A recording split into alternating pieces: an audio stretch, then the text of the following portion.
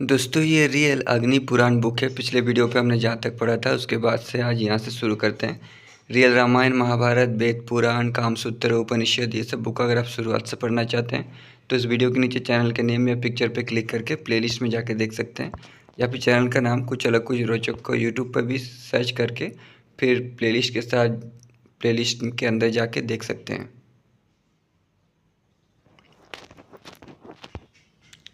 तो अपने से उच्च जाति वाले को, यानी ऊंची जाति वाले को अपशब्द कहने पर, खराब बातें कहने पर दंड क्रमशः दुगुना और तिगुना होता है, किंतु अपने से नीची जाति को अपशब्द कहने में दंड की मात्रा क्रमशः आधी आधी हो जाती है।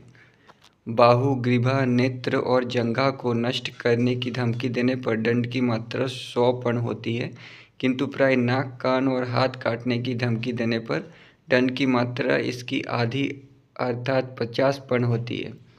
यदि इस प्रकार की धमकी देने वाला व्यक्ति बल में कम हो तो उसे 10 पर्ण का दंड देना चाहिए, किंतु यदि इस प्रकार की धमकी देने वाले व्यक्ति में अधिक बल हो तो उसे धमकी दिए जाने वाले व्यक्ति की रक्षा के लिए एक प्रतिभू प्रस्तुत करना चाहिए। किसी को पाप लगाने पर मध्यम साहस का दंड दिया जाता है और उपपातक का दोष लगने पर प्रथम साहस के समान दंड होता है। ऋग्वेद, यजुर्वेद और सामवेद के विद्वानों के प्रति अपशब्द का प्रयोग करने पर मध्यम साहस का दंड दिया जाता है। जातियों के समूह के प्रति अपशब्द का प्रयोग करने पर मध्यम तथा ग्राम और देशवासियों के प्रति अपशब्द का प्रयोग करने पर प्रथम साहस का दंड दिया जाता है। बिना साक्षी के प्रहार का विवाद उत्पन्न होने पर विवाद का निर्णय चिन्हों से, युक्ति से तथा जनश्रुति से करना चाहिए, क्योंकि केवल चिन्ह बनाए भी जा सकते हैं।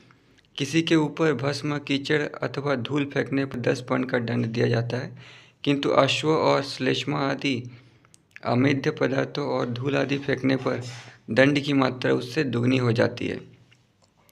ये नियम बराबर वालों के विरुद्ध किए गए अपराधों के संबंध में है, किंतु यदि कोई यही अपराध पर स्त्री एवं उत्तम वर्ण वालों के प्रति हो तो दंड की मात्रा दूनी हो जाती है।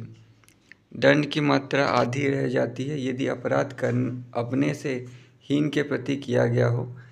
यदि ये अपराध मोह और मद आदि के कारण किया गया हो तो कोई दंड नहीं होता है। विप्र को पीड़ित करने वाले ब्राह्मणेतर जाति के अपराधी का अंग काट देना चाहिए। यदि हाथ उठाया ही गया हो तो भी प्रथम साहस का दंड देना चाहिए। यदि अंग से स्पर्श मात्र किया गया हो तो दंड आधा रह जाता है। प्रहार करने के लिए हाथ और पैर उठाने पर क्रमशः 10 और 20 परणों का दंड होता है, किंतु परस्पर शस्त्र को उठाने पर सभी वर्णों के मध्यम साहस का दंड दिया जाता है। किसी के चरणों, केशों और वस्त्र को घसीटने पर 10 पर्ण का दंड होता है, किंतु किसी को वस्त्र से बांधकर उसे दृढ़ता से दबाकर जो कोई चरणों से प्रहार करता है उसके ऊपर 100 परणों का दंड किया जाता है। बिना रक्त बहाए काष्ठ इत्यादि के द्वारा प्रहार करने पर 32 परणों का दंड होता है, किंतु रक्त आ जाने पर दंड की मात्रा दुगनी हो जाती है। हाथ, पैर और दांत तोड़ देने पर तथा नाक, कान काट लेने पर मध्यम साहस का दंड दिया जाता है। घाव को खोल देने पर तथा मृत्युतुल्य प्रहार करने पर भी यही दंड दिया जाता है। गति, भोजन और वाणी को अवरुद्ध करने, आँख आदि को फोड़ने और कंधा, बाहु और जंघाओं के तोड़ने पर मध्यम साहस का दंड होता है। यदि एक ही व्यक्ति के ऊपर बहुत से व्यक्ति मिलकर प्रहार करें तो उन सब के ऊपर उपयुक्त दंड से दुगना दंड देना चाहिए। कलह में जिस वस्तु का अपहरण कर लिया जाता है उसे तो देना ही पड़ता है, उसका दंड भी दूना होता है। कलह आदि में ताड़न आदि से दुख उत्पन्न करने वाला उस व्रण आदि में होने वाले व्यय को तो देता ही है, साथ ही उस कलह विशेष के लिए जो दंड निर्धारित किया गया है उसे भी देता है। नाव आदि पर कर लेने का अधिकारी यदि स्थल पर लगने वाले कर को ले लेता है तो उसे 10 पर्ण दंड देना पड़ता है। यदि दंड तब दिया जाता है जब श्राद्ध आदि उपयुक्त अवसरों पर ब्राह्मणों या पड़ोसियों को निमंत्रण न दिया जाए। दीवार पर प्रहार करने के लिए, उसमें छेद करने या उसे तोड़ने के लिए और उसे गिरा देने के लिए क्रमशः 5, 10 और 20 पर्ण का दंड दिया जाता है। साथ ही उसे पुनः बनाने में होने वाला व्यय भी दिलाया जाता है। किसी के घर में दुख को उत्पन्न करने वाले तथा प्राणीनाशक द्रव्य को फेंकने पर प्रथम अपराध के लिए पोडस पणों का दंड दिया जाता है, किंतु यदि यही अपराध दूसरी बार किया जाता है तो मध्यम साहस का दंड दिया जाता है।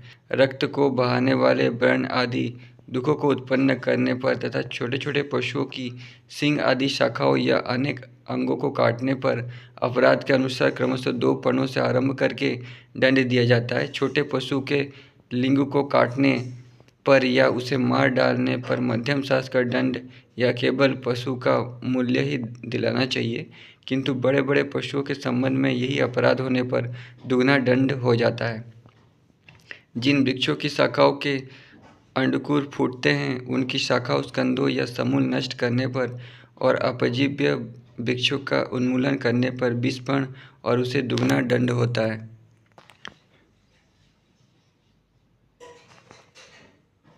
जो खेत, घर, वन, गांव, चरागाह तथा खलिहान में आग लगाते हैं और राजपत्नी से संभोग करते हैं, उन्हें चटाई में लपेटकर जला देना चाहिए। यदि कोई पुरुष अपनी ही जाति की पर स्त्री के बाल पकड़कर घसीटे तो उसे उत्तम साहस का दंड देना चाहिए, परंतु उसे नीच जाति की स्त्री होने पर मध्यम साहस का दंड ही देना चाहिए। यदि नीच जाति का पुरुष उत्तम जाति की स्त्री के साथ ऐसा व्यवहार करे तो उसे मृत्यु दंड देना चाहिए। नारी के कान काटने, नीवी खोलने, स्तन मलने, आंचल हटाने, नाभि या बाल मसलने, असमय या अस्थान में बातचीत करने तथा सहवास करने पर भी यही दंड देना चाहिए।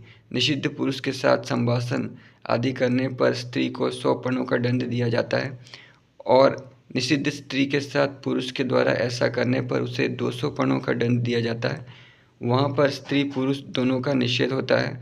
वहाँ पर परस्पर संभाषण आदि करने पर वही दंड होता है जो दोनों के संभोग में होता है।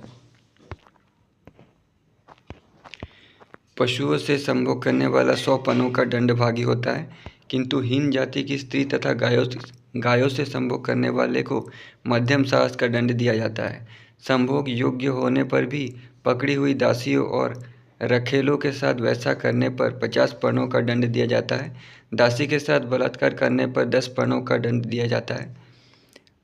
अन्यत्र स्त्री के साथ संभोग करने पर कुबंधनों में बांधकर राज्य से निकाल देना चाहिए।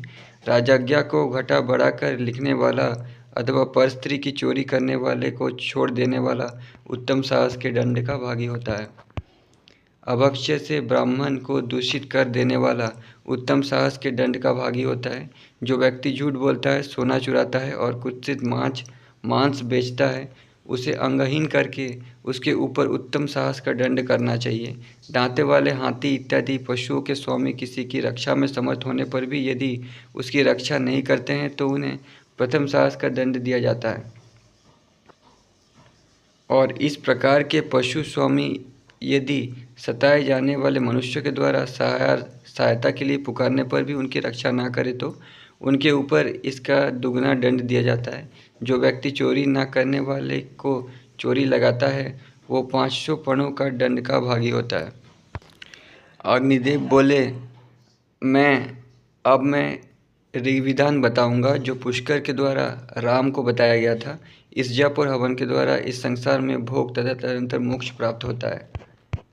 पुष्कर बोले, मैं प्रत्येक वेद के कर्म तथा कार्य बताऊंगा, किंतु पहले भोग और मोक्ष के देने वाले ऋग्विधान को सुन लो। जल में खड़े होकर हवन करते समय गायत्री जप करने से मनोकामनाएं पूर्ण होती है। प्राणायाम करते हुए इसका जप करने से विशेष रूप से इच्छा पूर्ति होती है। हे द्विज, जो व्यक्ति बहुत बार स्नान करके केवल रात्रि में भोजन करते हुए 10,000 गायत्री मंत्रों का जप करता है, उसके संपूर्ण पाप नष्ट हो जाते हैं। जो 1,00,000 गायत्री जप करते हैं, हवन करता है, वो मोक्ष का भागी होता है। प्रणव ओमकार पर ब्रह्म है, उसका जप सभी पापों का नाशक है। जो नाभि तक गहरे जल में खड़े होकर 100 बार गायत्री जप करके जल पीता है वो समस्त पापों से छुटकारा पा जाता है।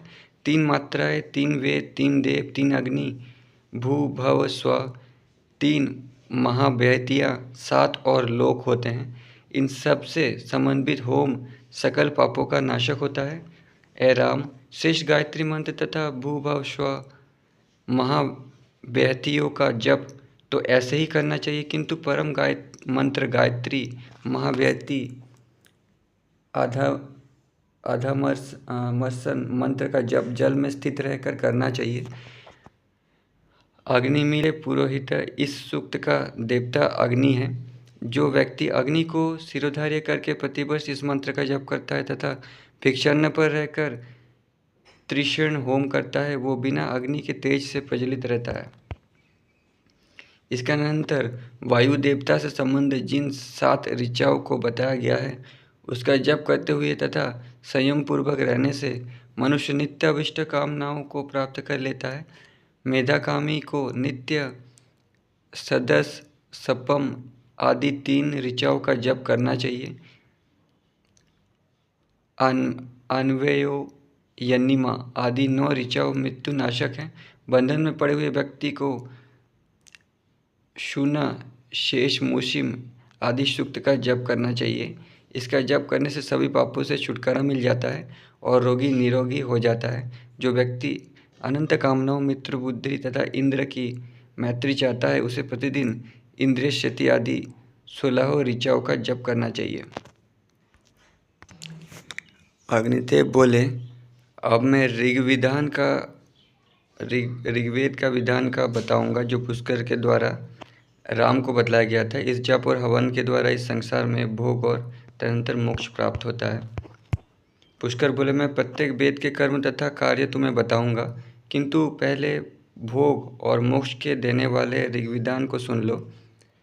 जल में खड़े होकर हवन करते समय गायत्री जप करने से मनोकामनाएं पूर्ण होती है। प्राणायाम करते हुए इसका जप करने से विशेष रूप से इच्छा पूर्ति होती है। हे द्विज, जो व्यक्ति बहुत बार स्नान करके केवल रात्रि में भोजन करते हुए 10,000 गायत्री मंत्रों का जप करता है उसके संपूर्ण पाप नष्ट हो जाते हैं। जो 1,00,000 गायत्री जप करते हुए हवन करता है वो मोक्ष का भागी होता है। प्रणव ओंकार परब्रह्म है, उसका जप सभी पापों का नाशक है। जो नाभि तक गहरे जल में खड़े होकर 100 बार गायत्री जप करके जल पीता है वो समस्त पापों से छुटकारा पा जाता है। 3 मात्राएं, 3 वेद, 3 देव, 3 अग्नि, 3 महाव्यतियाँ, ये तो मैंने पढ़ा है।